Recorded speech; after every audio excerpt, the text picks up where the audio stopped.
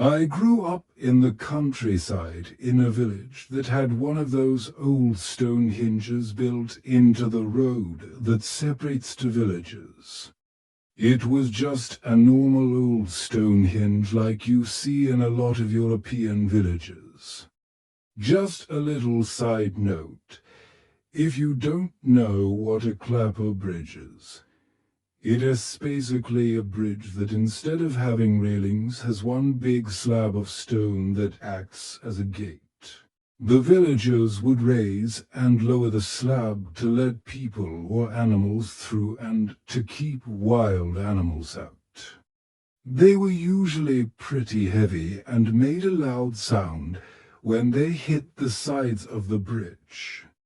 Anyways, my friend and I used to walk home from school over this bridge, and one day we decided to run across when the clapper was raised. Well, as we got to the middle, my friend started to scream bloody murder because she had seen a huge black shape emerge from under the clapper as it was being lowered.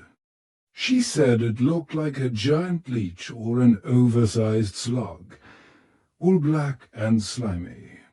I didn't see anything, though. And when we reached the other side, I told her she'd just imagined it. She wasn't too convinced. It happened again the next day.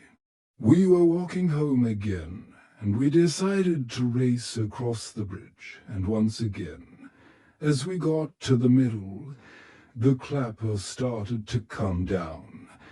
My friend started screaming again, and I could see the silhouette of something big on the other side. This time, though, I stopped and stared at the thing as it slowly emerged from under the bridge. I remember thinking how weird it was that it had taken so long for it to come out. And then it finally reached the end of the bridge and slithered off into the bushes. My friend and I didn't stick round to see what it was, but we agreed that whatever it was definitely there. The next day, some villagers who had also seen the creature reported it to the local newspaper, and soon enough, there was a whole article about the monster under the bridge. People were talking about it everywhere. Some said it was a bear, but I knew it wasn't because I had seen a bear once before, and this was definitely not a bear. A few days later, my friend and I went back to the bridge to try to find the monster.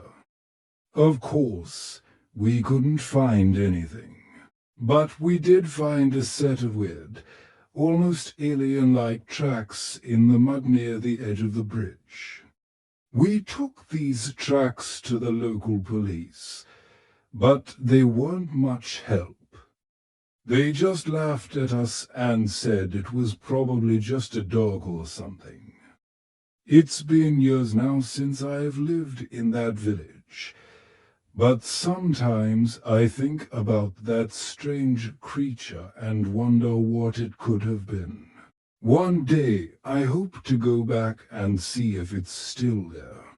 Now, with all that being said, I do want to mention that there are actually a couple of pictures that were shown during the story that I did not include in this video because they would make it too scary.